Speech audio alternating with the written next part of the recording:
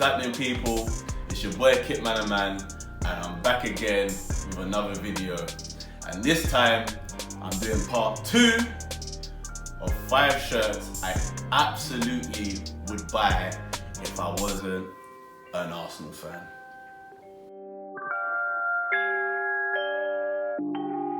And it's Arsenal FC.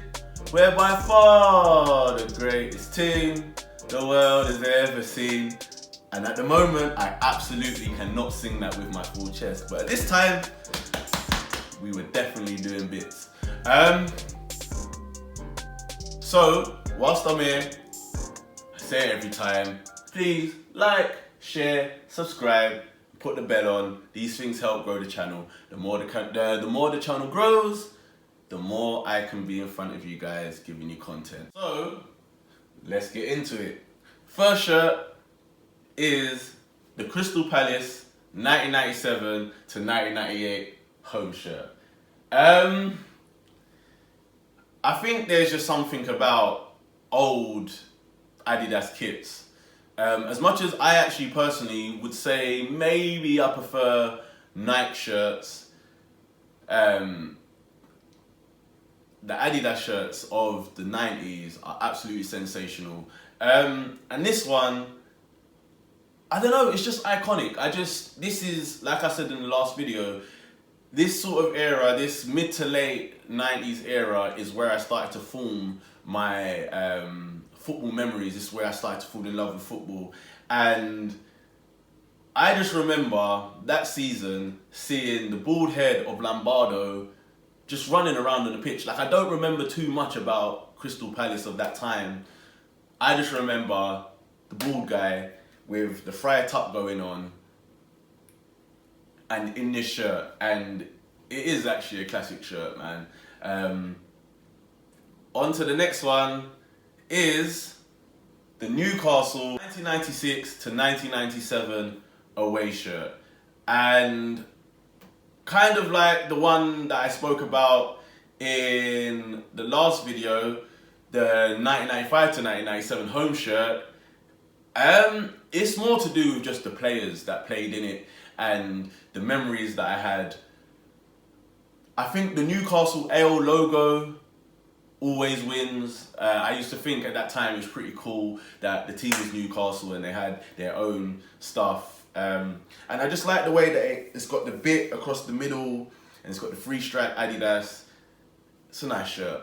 And even the other shirt from around that time, like the burgundy one, is quite nice. But yeah, I definitely like this shirt a lot. The third shirt that I would absolutely buy if I wasn't an Arsenal fan would be the Derby County 1997 to 1998. Yeah, there's a bit of a theme going on here, isn't it? They all seem to be old shirts, and even my last two. So I think I might do another video doing newer shirts. But anyway, this Derby County 1997 to 1998 shirt, I only vaguely remember it, if I'm honest. I don't really have any fondness or memories of Derby County at that time. I think about the only player I can think of from that era that played for Derby County, maybe, was it Paulo One-Chop? Yeah, and and Dion Burton, the Jamaica international.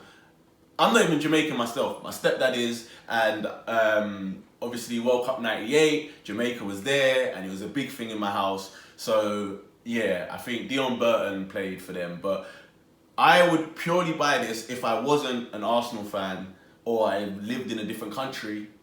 I'd probably buy this just for how it looks.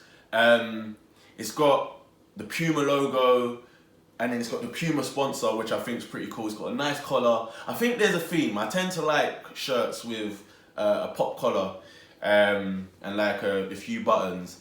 Classic shirt. Absolutely would buy it. The next one, the other team that played in Selhurst Park in the 1990s. The Crazy Gang, aka Wimbledon, the proper Wimbledon, rest in peace. Although they've kind of risen again as AFC Wimbledon and meh to Milton Keynes Dons. So yeah, it's the Wimbledon 1996 to 1997 home shirt made by Lotto, and for very much the same reasons as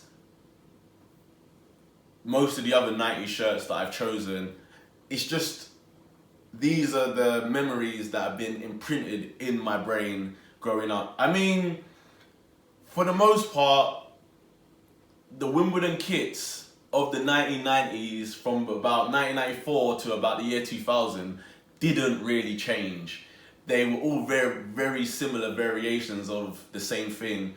But again, with this one, the collar, the Lotto logo, the blue and the yellow contrast, and it's also the players that played for them in this sort of era. You had Vinnie Jones, who obviously is like huge celebrity movie star now or whatever, but you had, again with the Jamaica theme, you had Robbie Earl, top striker actually. You had Efe Okoku, Nigerian, and yeah, and I just remember being fascinated at the time that they played in the same stadium as Crystal Palace, and that's probably why I have Wimbledon and Crystal Palace in this same video. Next one, and the fifth and final shirt that I would buy if I was an absolute neutral, pure neutral, would be the Chelsea 1995 to 1997 home shirt. Like I said, all of these shirts are from the 90s. Maybe it's the best era for football shirts. Most people would agree with me. I think a lot of it's to do with nostalgia, and that's the era that I grew up on. But this shirt, again, holds a lot of memories with me. Talk a lot about my stepdad. He was a Chelsea fan. So, and he used to try and convert me to be a Chelsea fan, but I was solid in my Arsenalness. The players that played for Chelsea at this time, they had Gianfranco Zola, they had Di Matteo, they had LeBeuf, they had Gullit, and I'm sure he was like player manager in like the 1997 season, I think, maybe. I remember him being a player manager, but this was, like, I feel like Chelsea, again, this is slightly before my time, but I feel like Chelsea had kind of two turning points. They had the like early 90s, early Premier League era, where they had like guys like Mark Hughes or whatever, and their stadium had a dog track around it and all of that stuff. Like, I don't really remember that. And I remember like this sort of time, this Chelsea shirt with the cause on it, they started to get like these Italian players. They got like Vialli, they got Zola, then they got guys like Di Matteo, LeBeuf, and they were on their up and up. And then they were like mid-table mediocrity team, and obviously they had Ranieri and all this stuff. And then all of a sudden, Roman turns up and they absolutely destroy football forever and ruin it. But this shirt, sick shirt. It's Chelsea blue, again with the collar. I love the collar.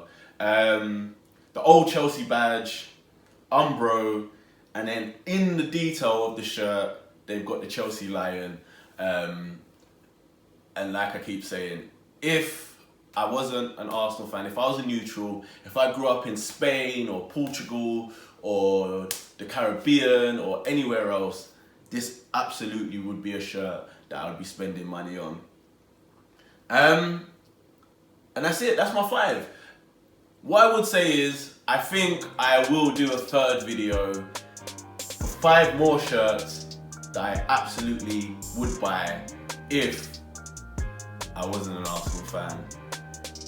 But I will make sure that all of them, if not the majority of them, are more modern shirts from around the 2010 time onwards. Thank you for watching. been great. Make sure you like, share, subscribe, and do all of that stuff that you should be doing anyway. Peace.